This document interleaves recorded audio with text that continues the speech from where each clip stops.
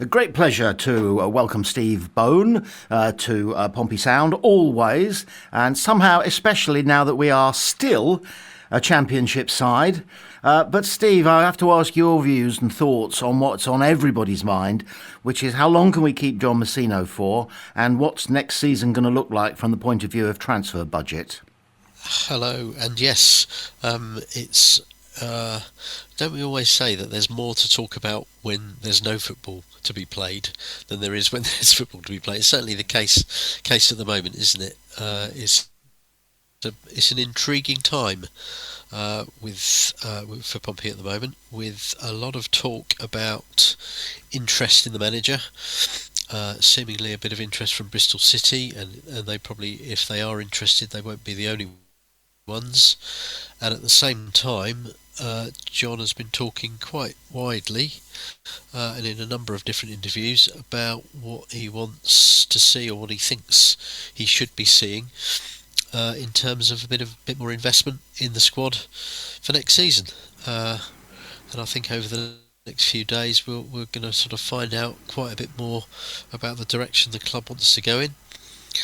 It feels like, or it's certainly been painted as a bit of a sort of crunch meeting. This one that John, and we assume Richard Hughes and Andy Cullen are having with, I think Eric is over, and the other Eisners are going to be involved in the talks by Link Up as well. It's been painted as quite a crunch meeting, hasn't it? And I think people have a little bit putting two and two together and thinking that if John Mousinho doesn't hear what he wants to from the bosses, then he'll be off. I'm not sure it is quite as black and white as that, as clear cut as that. I think there's definitely an element of the manager wanting certain assurances about ambition that the owners have for doing a little bit more in the Championship than we have in the first 2 years. There's definitely an element of that, but he's also said it's not meant to be an ultimatum. It's not me saying give me loads more money to spend on players or I'm off. So time will tell, won't it? But I think by this time next week we'll probably know a lot more about who's saying what and who's doing what. But it's certainly making for an intriguing end to the season. Okay, a parlour game here. I'll be Michael Eisner and you be John Mousinho, all right? Michael Eisner is saying to you, John Mousinho, I've written a couple or three cheques for over £1 million and not really got any returns, whereas you've managed to find some free transfers and people who cost modest 6 and 5 figure sums, and they've turned out to be stars. So what do you need 15 million quid for? And I would say to that, I don't necessarily need 15 million quid, but I would want you to be a little bit more willing to spend more on an individual player if we find that player that we want. So we're still going to be looking for those free transfers and the cheap deals and the free agents and this, that, and the other, and the loan deals. There'll still be loanees here. But the overall, I think what they'll be saying is that the overall budget, not just for transfers, but for the wage budget for the year, for the playing staff for the year, just needs to be higher. And I don't think they're saying you need to double it. I don't think they're saying you need to suddenly become a top 6 championship spender. But I think they'll be saying, all right, if you're Michael and I'm John, I'm saying to you, we've had 2 seasons where we've kind of got away with it. We've survived on one of the lowest budgets in the Championship, probably in the lowest 2 budgets in each of the 2 seasons, I would think. We don't know that for sure, but I'm guessing we won't. There will come a time where if we're kept to that sort of budget in comparison to the other clubs in the Championship, we won't survive. We'll go back down to League One, and then we'll have a hard job back down there trying to come back up again. We'll be back to square one. So give us a chance. Give us a chance of just being a bit more comfortable in the Championship. Give us the funds that we think we need to become a mid-table side, or perhaps a sort of top half side that's having a little bit of an occasional flirt with a run to the playoffs, that sort of thing. It's still guesswork, isn't it? Because we're not in that meeting. It's a shame Pompey Sound couldn't somehow dial into the Zoom meeting and have it and broadcast it live. That would have been good, wouldn't it? Cool. But we can't, so we have to guess, and then we have to hear from people afterwards. But I think that is what they're saying. I don't think they're asking them for a complete sort of sea change in their approach. I think they're just saying loosen those purse strings a bit more. They have spent money on the squad, and they have spent a lot of money in the infrastructure and off the field stuff in the past couple of years, and the amount they're being asked to spend is going up and up. But you've seen from what's happened in the Championship this season where you get to if your spending is at the lower end of the Championship average. And while Michael Eisner has warned of sort of impending disaster for this level of football, he's saying the sort of losses we're seeing at many clubs can't be sustained and won't be sustained long term, and that's absolutely right. In the short term, there are things we can do, or there are things they can do as owners, just to make us a little bit more comfortable in terms of making sure we don't take a big step back and go back down again next year. I'm still Michael Eisner, by the way. I'm enjoying it. And when we finished our chat, I'm going to take my private cable car down to my private cinema on my private beach. And so there. But I'm reaching for my checkbook, John. You've made a very good case there. You did touch on something I want you to expand on a little bit, and that is a possible cap on players' wages, players' salaries. Would you go public and join me in calling for that? Or in your capacity as chairman of the PFA, you feel it's important that players should earn as much as they could when they have the opportunity to, because they'll probably have to retire at 33? Well, Michael, I think I would say that is a side issue, and I think if you're asking me to spend too much time campaigning on those sort of issues, I'd be taking my eye off the job at hand, which is to make sure we've got a good squad that I need to coach and get ready for next season in the Championship. So I would say that's not really a matter for me. The wages, Championship wages, are what they are at the moment. You are welcome to campaign for them to be capped. I just think that's maybe another battle for another day, and it's not gonna change overnight. Is that diplomatic? Is that a good answer? Oh, it was pure John Mousinho, mate. I'm trying to say no without saying no. Yeah, you say it politely. Yes. Politely decline the offer to be involved in such campaigns. Well, fast forward, you're back to being yourself. Fast forward to the final whistle against Birmingham.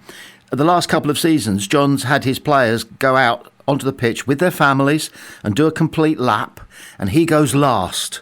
And most people do stay to share this event, but it's amazing, isn't it? We finished 17th, 18th, 2 seasons in a row, and here the world is beating a path to his door, and the post-match celebrations after Birmingham are going to be almost a coronation. Yeah, that's true. Yeah, because I think people can see what a good job he's done in difficult circumstances. I don't think many would have blamed him, particularly if we ended up being relegated. I think there would have been some. There would have been people saying, "Oh, why did he select that player in that game?" Or "What about his tactics in that QPR when we lost 6-1?" and so on and so forth. But I think generally speaking, he would have been given a pass for that. So I think people realise that we're on a lower end budget for the Championship, and I think people realise that he has. It's not just what he's done in the Championship. People still remember he got us out of League One when others had tried and failed, and he did it quite emphatically. Only, it was 2 years ago, a couple of weeks. The anniversary just gone, wasn't it? So I think at the moment he's still got credit in the bank because he's kept us up 2 seasons in a row. And let's be honest, this season he's ended up doing it with a bit to spare, hasn't he? We haven't gone to the final day and had to look at the league table and worry about who's going to beat who on the last day. We've done it with a couple of games to spare again, as we did last year, and I think he's getting a lot of credit for that, and rightly so. And probably if he were to stay and was operating on the same sort of budget again next year, we hope that's not the case. But if it came to it, a lot of people would probably back him to do it again, because he has shown he can. He's a good manager. He's a good manager of relatively sparse resources, I suppose, if you want to put it like that. So that's why when I think the whole squad will get a great reception at the end of the Birmingham game when they do their lap of honour, because people can see that they've given their best. They've had some off days, but they've pulled together and they've kept us up, and at the moment staying up in the Championship represents success. We hope that's not always going to be our top aim. People want more, don't they? Having been in the Championship a couple of years, people want a mid-table spot. They want, as I was saying when I was pretending to be John just there. People want the team to have a bit of a go. You can't stand still forever. It gets boring after a while.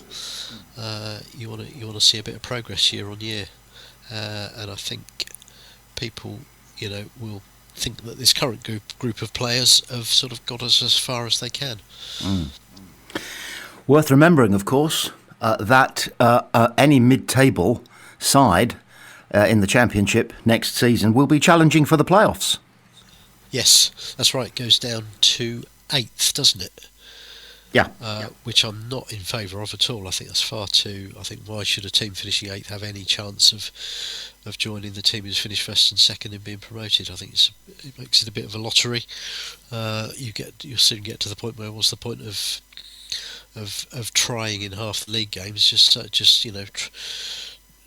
do the bare minimum, sneak into 8th spot, and then put all your resources into that. But yeah, it will be a very open division next season, and if you're about 13th or 14th at the turn of the year, you're going to be thinking, yeah, we've got a chance here. We'll spend a bit of money in January if we can, and we'll see if we can get into those playoffs. Yeah, let's get your thoughts on the triumphant last few games of the season for us. He has said today, John Mousinho, that the turning point was the discussion that was had, or the discussions, 3 of them, that were had after the QPR game. One immediately after the game that lasted 45 minutes. Another one, as soon as he could arrange it, in the academy in Portsmouth. And then a third one in the training room, the meetings room that they have there. And he says that everything turned around. It was good-tempered. It was there were some leaders amongst the players, but he won't say what was discussed. What did they change on the pitch that went from a 6-1 loss against QPR to 2 or 3 really good performances and clean sheets and good results against top sides? What changed? Yeah, I don't think it's a surprise I don't think fans will be surprised to hear that there were those sort of meetings after QPR, because that was the day that everyone recognised, the staff, the players and the fans and the board, I'm sure, all must have thought at the end of that game, right, we're in trouble here, we're hurtling towards the bottom 3, and a couple more performances like that or days like that and we're going to be in the bottom 3, we might struggle to get out of it again. So I don't think it's any surprise to hear that was the sort of low point, the turning point, and it's good to hear that he, when the manager at the end of the game and then in the week following it, which of course was the start of an international break, wasn't it? So he then had 13 days rather between games to sort of get things straight. I think it's good to hear that as soon as he started to talk to the players and say, right, what was all that about? What we're going to do about it? He got, we don't know, as you say, we don't know what was said, but he got the right response. He didn't get people. Sounds like he didn't get people sulking or deflecting blame for it. It sounds like he got people taking responsibility for the shortcomings of the team, and he found people that were willing to stand up and be counted and say, right, I've been part of this team that's failed in the last couple of months. I want to be part of the team that can turn it around. And there was one or two players coming back, wasn't there? There was Dazal came back, which I think was important. Anderson came back in. Adams has been back in for a couple of games now, so he was able to tweak things a bit. And also, you have to say that if you're going to pick out one person, the form of Segacic in the last run of games has been incredible, hasn't it? Goals, assists, really come into his own.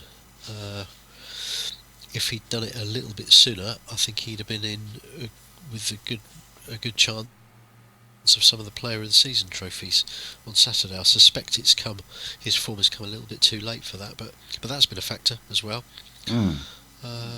It's just all come good at the right time, and I think for it to do that, you do need some big characters and some big hearts in the dressing room, and I think that's what we've got.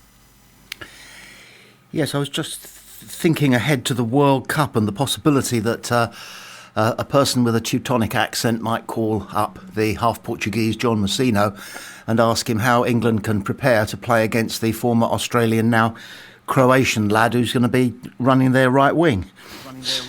Yeah, yes, that's one for us to look forward to in the summer, isn't it? There'll be a few Pompey links out there. Team selection. Take our mind off Pompey a little bit for a few weeks. Let me get your thoughts on team selection for the final game. Does Birmingham matter? Well, it doesn't in a way, but you want to. It would be nice. You don't want to lose 3-0, do you? You don't want to lose at all, because we've had enough home defeats, and I don't think he's going to want to lose that game. I think if you end up drawing, it's got a draw written all over it, hasn't it? I think it'll be a draw, personally, without giving away my end of podcast prediction. I think there was a few eyebrows raised at the selection at Stoke, wasn't there? There was a lot of fringe players suddenly came in there, and of course there was then a few pre-match experts saying, "Oh, he's thrown this away. We're not going to get anything here. They should refund all the fans who've gone up to Stoke." And then, of course, we're going to win 3-1. It was quite a comfortable win in the end, for an excellent win. Took us up to 54 points, which I think is what we got last season, so that was good. So he's probably going. I think there'll be a little bit of a balance between a few of those fringe players playing again, not least because he wants to have a good look at them and work out if they're part of his plans for next season. But I think it'll be a reasonably strong team, because he's not going to want to end on a defeat. Birmingham have got nothing to play for, obviously, as well, so it's a dead rubber in that respect. But I don't think he'll be resting too many regulars. I might be wrong, I don't know, I've got no inside info. But I think it'll be a reasonably strong team to finish the season with, and I hope it's one that has a good go in the sunshine of the last day. We've had a few forgettable last day games, haven't we, in recent years? I hope this is not one of them. But if we end up not winning, not the end of the world. Okay, I want to talk to you a little bit about this cull. Some people are using the word cull, or culling of the squad. And he's on record as saying everybody has to make changes during the summer. And he has said that there's some fat that has to be trimmed off the bone, which is not a particularly elegant or sympathetic way of saying that he is basically going to tell some people that they're not wanted anymore. Without naming names, how many people do you think are vulnerable in the current Pompey squad to being kind of shown the door? Yeah, you've got to do it, haven't you? You've got to be ruthless if you finished as close to the relegation zone as we have, and your plan as the manager and as a club is to do better next season and to try to finish in mid-table or whatever, whatever improvement looks like, then you're not going to do a lot better with the same personnel, are you? You can't keep the same 25-man squad, so you have to look at which of those you can get rid of, which of those you want to keep. I think you're probably looking at, if you think we've got a few loanees there, and I think a lot of the loanees will go back and not come back here. I would say you're probably looking at about 10 of those 25 moving on. Blimey.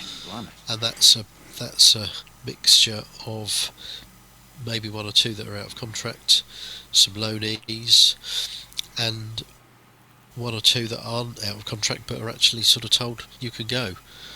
We saw it last year, didn't we? We were quite surprised last year when I seem to remember at the end of the season, Ritchie, Sadie, Towler and Yengi. We weren't really surprised about Yengi, but we were surprised about a couple of the others. They were all either, I can't remember now who was out of contract and who wasn't, but some were out of contract and were just released. Others were not out of contract but were given a clear indication that they didn't have a role to play this season and were therefore looking for new clubs. So I think there'll be a bit of that. There's always one or two surprises, isn't there? There's always one or two players that a lot of fans think he's done well and he should stay, and they don't end up staying. I don't necessarily know who that will be, but I think there might be one or two like that. And there'll probably be one or two players that we don't want to leave that will attract offers, and everyone's got their price. The two obvious ones that might attract interest are Devlin and Murphy. Murphy less so, because he's had a bit of an injury hit season, so he's not been in the shop window so much. Devlin, I'm sure Devlin is going to attract a lot of interest. We know that Wrexham wants him. I'm sure there'll be others as well. Might be difficult to keep hold of him if somebody comes in with the right offer. So you've got to, I'm sure that will be in the back of their minds as well, or maybe in the front of their minds, in terms of they'll have in mind who they're happy to let move on, but they will also be aware that there'll be one or two that they want to keep that they might not be able to keep. So it could end up being quite a big rebuilding job again. I hope we don't let, there's always this thing where, sometimes clubs let a player go if they've done a decent job, but the club thinks they can improve on them. I hope we don't go in for too much of that. I hope we and I'm thinking about people like Dazal. We hear that Dazal is attracting some interest in the States, and I've seen some fans say, might as well let him go, and so on. If he wants to go, I'm sure he'll go if there's a good deal there for him. But he wouldn't be. He's one of those sort of dependable members of the squad that I would hope Pompey would want to try to keep, and I'd probably put Ogilvie and Pack in that bracket as well. There will be some people saying, if we want to improve, we need to get rid of people like that and replace them with better, younger replacements. Sometimes I think you've got to stick with what you've got, unless you can unless you can do a lot better in a particular position. Then sometimes you stick to what you know. Nobody would have thought Pack would have had such an influential second half of the season this season, would they? But he has. We'd be lost without him now. He's been very good. You could go through the 25-man squad and the youngsters that are in addition to it, and everyone will have a different opinion on some of them. But as I say, I wouldn't be surprised if up to 10, by the time we come back for pre-season and play the first game, 8 or 10 have moved on, and the similar number of new players have arrived. You mentioned something a moment ago which I didn't know, that Eric Eisner is coming over to be present in person whilst these discussions take place, probably digitally. Michael and the other Eisners, we forget the entire family are on the board. What occurs to me is that Eric coming over is possibly the shape of things to come, and if that's the case, it rather maintains a curious heritage that Pompey have of fathers handing the club over to their sons, because I don't think Deacon did, but Gregory almost certainly did, didn't he? And the Eisners are in the process of apparently doing the same. Yeah. Deacon did to an extent, because David Deacon, John's son, was chief. He was on the board and was chief exec for a while. But I think that was while John was still there. Jim Gregory certainly passed it on to Martin Gregory, and I don't think that suited anybody very well, least of all Martin himself, who I'm told never really looked like he wanted to be the chairman of a football club, and didn't take us in a good direction, and ended up we ended up going into administration under him, and that's when Milan Mandrick came in. Yeah, seems to be the way of it, doesn't it? I suppose if football clubs, these days are bought by those that are bought by sort of rich individual businessmen or business people, if they stick around long term rather than sell it on to some other consortium, that's always going to be the way, isn't it? It's going to be it's going to be handed down in the will, sort of thing, in the sort of as a family thing. And sometimes that's good, and sometimes it doesn't work. Depends how involved, I think, the next generation have been. And in Eric's case, he has been quite involved, hasn't he? He's not spent a lot of time over here, but ever since Michael Eisner took over, Eric has been around and about, hasn't he? He's either been over here at games, or he's been part of the decision making, as far as we know, that's done from the other side of the Atlantic, and he seems to have a genuine interest in it, which is what you need. I wouldn't know about the other members of the family. I don't know how involved they are or how interested they are. You can never tell if something is passed from one generation to the next, if it's being passed on. If those receiving it, as it were, those taking it on are going to give it the love and care that the previous lot have. It's in the lap of the gods, isn't it? You hope for a stable long-term future if a club gets passed on, but you certainly can't guarantee it. I just want to spend a moment or so offering not condolences, but saying that they made a good fist of the last half of the season. I'm talking Pompey women here, and made a good fist of the large part of the second half of the season, but didn't manage to avoid relegation. And of course, a financial cloud now hangs over them for a wee while, until the Eisners decide either to continue having full professionals or go back to things as they were when the club were in the third tier. In a way, it's a similar story to the men's side, really, isn't it? I know the men haven't been relegated, but what you hear is that to survive or to do well at the second, even in the second tier of the women's game, costs an eye-watering amount of money, just like it does for the men. It's smaller numbers, but in terms of the revenue they make and the crowds they get, it's still there's a lot of money to be made up if you're going to support a team and a squad who pretty much have to be full time if they're going to compete at that level. It feels like I'm not an expert at all on women's football, but it feels like a lot of focus and a lot of energy and a lot of investment has been put into the Women's Super League, and everybody below that has had to fend for themselves a little bit, and it feels a little bit uneven. There are now some very good sides in WSL2, which is what Pompey have just been relegated from. Sorry, I've got the dogs playing over the other side of the room now. That's fine. Just to distract me. They get involved in the fun. So Pompey have hit a bit of a wall in that respect. Back down to Southern Premier Division, I think it is, in the Women's National League for next season, which they've been up and down between sort of Tier 2 and Tier 3 a few times over the years. So that's not a desperately bad step back for them. But yeah, clearly the club have to look at how they're funded, how much funding they can afford to give them, how self-sustainable they need to be, and what's needed for next season down at Tier 3. But there are definitely parallels between the men's game and the women's game, and costs of competing and doing okay and even surviving at that level, the Tier 2 level. They've gone up and up at a rate that a lot of clubs can't cope with. And finally, you've touched on it a moment ago. You reckon a draw against Birmingham. Do you want to stick your neck out even further? And I think we have already mentioned that you think 1-1. You're sticking with that? I'm going to go 1-1. Did I say that last week? I think I said Stoke and Birmingham might both have been 1-1 last week. So I was wrong about Stoke. Yeah, I'm going to go for 1-1. I can see it being a bit of a...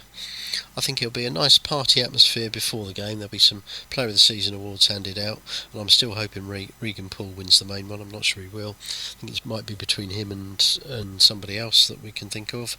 But I think there'll be a nice atmosphere before the game. I don't think the game is going to be memorable. It's a lot to ask players in match number 46 when it doesn't really matter to put on a bit of a show, isn't it?